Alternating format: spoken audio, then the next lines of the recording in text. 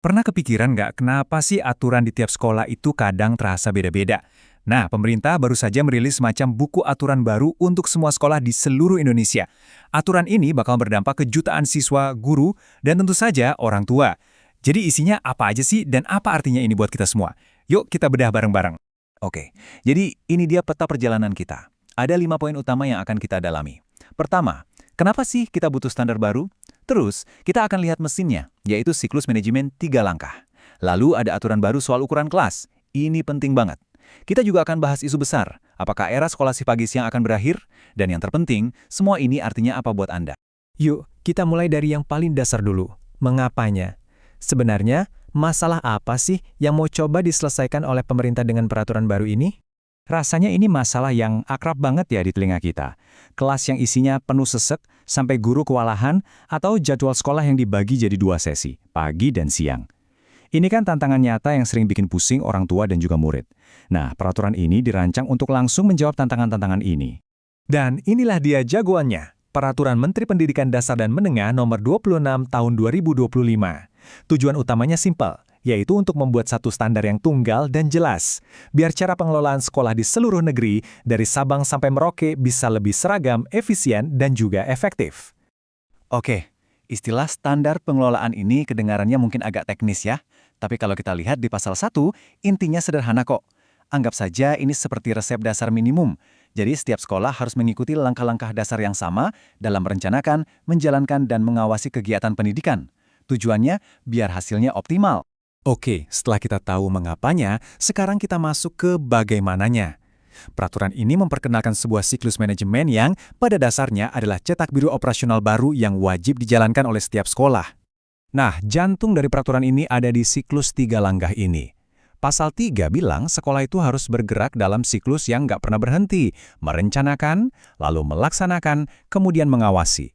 Hasil pengawasan ini nantinya jadi bahan bakar buat perencanaan berikutnya. Jadi ini adalah sebuah lingkaran perbaikan yang terus berputar. Nah, disinilah salah satu perubahan paling besarnya. Kalau dulu banyak sekolah yang sifatnya reaktif, bikin rencana dari tahun ke tahun aja, sekarang pasal 5 memaksa mereka jadi proaktif. Harus punya rencana strategis untuk 4 tahun ke depan, plus rencana kerja tahunan yang super detail. Ini memaksa sekolah untuk punya visi jangka panjang dalam meningkatkan kualitasnya. Sekarang kita bahas salah satu perubahan yang dampaknya bakal paling terasa langsung oleh para siswa di ruang kelas. Yup, ini tentang jumlah teman sekelas mereka. Pasal 8 menetapkan batasan baru yang sangat jelas. Untuk anak-anak PAUD, satu kelas maksimal diisi 15 anak. Untuk tingkat SD, angkanya 28. Naik ke SMP jadi 32. Dan untuk SMA atau SMK, paling banyak 36 siswa per kelas. Tujuannya jelas, supaya interaksi antara guru dan murid bisa jauh lebih intensif. Coba kita fokus ke angka ini, 28. Ini adalah angka patokan baru untuk sekolah dasar. Angka ini jadi standar penting dengan satu pemikiran sederhana. Kelas yang lebih kecil akan menciptakan lingkungan belajar yang lebih fokus. Guru jadi punya kesempatan untuk memberi perhatian yang lebih personal ke setiap muridnya. Sekarang kita lihat perubahan besar lainnya yang bisa mengubah jadwal harian jutaan keluarga di Indonesia. Apakah kita akan mengucapkan selamat tinggal pada sekolah shift pagi dan siang? Bunyinya lugas dan jelas banget di pasal 17. Aturan ini mewajibkan sekolah untuk menjalankan semua kegiatan belajar dalam 1 sesi per hari. Artinya, secara bertahap, nggak akan ada lagi sekolah yang punya jadwal masuk pagi dan masuk siang. Konsep yang terdengar ideal, tapi tantangan untuk mewujudkannya pasti luar biasa besar.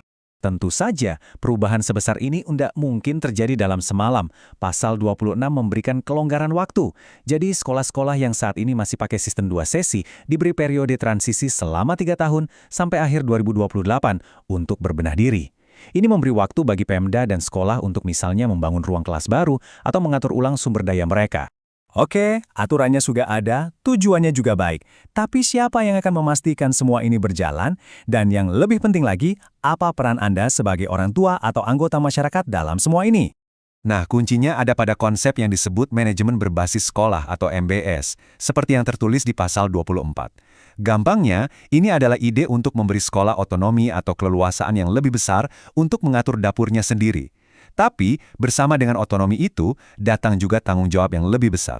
Pasal 23 menjelaskan kalau pengawasan itu dilakukan secara berlapis. Mulai dari kepala sekolah itu sendiri, lalu ada komite sekolah yang isinya orang tua dan masyarakat. Di atasnya lagi ada pemerintah daerah, sampai ke pemerintah pusat.